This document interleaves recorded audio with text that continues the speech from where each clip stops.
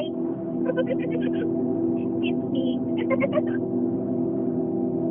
I guess just call me back when you have a chance. Bye. One thing I wanted to discuss today was something that stood out to me from Chris's interview in the prison. He said that him and Shanann had sex that morning, the morning of the murders, and that always struck me as being odd. So I wanted to look into that a little bit further. A lot of times when I look at true crime cases, one thing that interests me is patterns and routines. In this case, I think it was easy to get an understanding of the daily routines and patterns that Shanann engaged in. The massive amount of information that we got in the discovery files helped put together a picture of what Shanann's personality was like, what her daily routines were, as well as Chris's routines.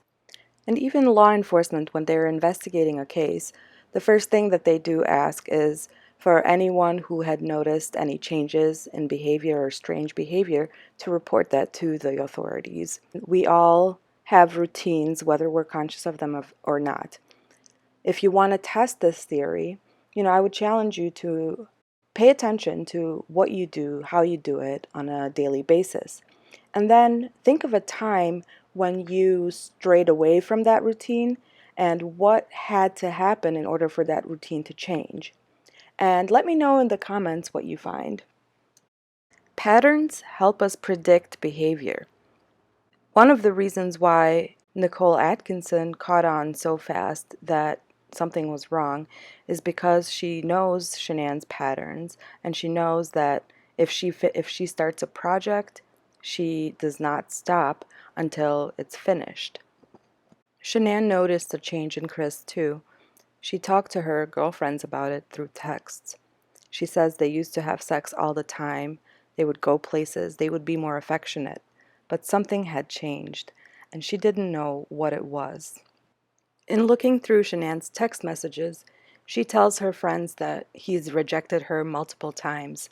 Whenever she would initiate sex with Chris, he would turn it down, and this made her very angry. This made her physically ill. As we know, in the last week or so, even in Arizona, Shanann was not feeling well. I want to focus on this text message for a little bit. Here she tells her friend that she took a night shower and that it means that she wants sex and that Chris knows it. She's telling us that this is a meaningful behavior. It's a pattern, it's a routine. If she does A, it leads to B. Now let's take a listen to what Chris had to say during the interview in Wisconsin. Shanann had her bra on. Was that normal that she would sleep in her bra? Every once in a while. I mean, she just got home from the plane, so she didn't even take off her makeup or anything. Maybe she was just that tired. But normally, I don't really know. Did it not come off when you guys had sex? I don't think so. Sometimes she just, she just keeps her shirt on and she doesn't want me to do anything. Just like, she wants what she wants. She knew what she wanted. That's what she wanted. Was it just missionary sex? Yep. Based on the last message we looked at, we know that Chris is lying here. Knowing what we know about Shanann and her OCD-like traits, as Nicole Atkinson put it, I don't think that Shanann would be the type of person who would come home from a long trip, having been stuck at the airport for a very long time, sitting on an airplane for a very long time, being tired, dirty, and in pain, that she would just climb into bed and initiate intimacy with her husband, who, by the way, for the past 6 to 7 weeks, wanted nothing to do with her, emotionally, physically, mentally rejected her on every level. Now, before I show you the next piece of evidence that I believe confirms that they did not have sex that morning, I want to just say something about deception. Typically, when people are being deceptive, it's usually to benefit themselves. They would typically not disclose information that could potentially paint them in a negative light. So when I was reading NK's typed notes, something stood out to me. Now I can safely say that NK is a liar and that anything she says will be under scrutiny. But in this case, when she talks about Chris bringing condoms to her house and her doing that psycho research about condoms, I figured, that's not really something that you would want to disclose about yourself, NK, that you're a little bit obsessed. Anyway, so as I'm weeding through what's true and what's not, I believe that when NK told detectives about the condoms, I don't think she was lying when she says that she asked Chris why they're still using condoms, and Chris said, well, Shanann doesn't like it messy. Based on Shanann's personality, that makes sense.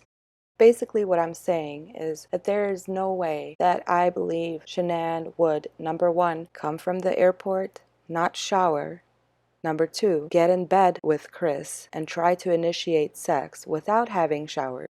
Number three, we know that Chris took all of his condoms over to NK's house.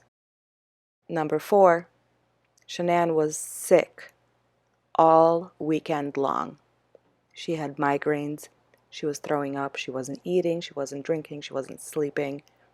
She even told Nichol Atkinson that she wasn't going to talk to Chris tonight. She was just going to go to sleep. So why would Chris say that they had sex that morning? Nikki just wanted, she wanted what she wanted. She wanted to do it pretty much all the time. I was like, okay, that's fine with me. Okay. With Shanann, it was like, hey, sometimes it happened, sometimes it didn't. So why would Chris say that him and Shanann had sex the morning of the murders? Why was it in his interest to lie about that when he knows that it can be proven with DNA evidence? Did that have something to do with his claim? You're so damn sexy. You're so damn sexy. Sexy. You're so damn sexy.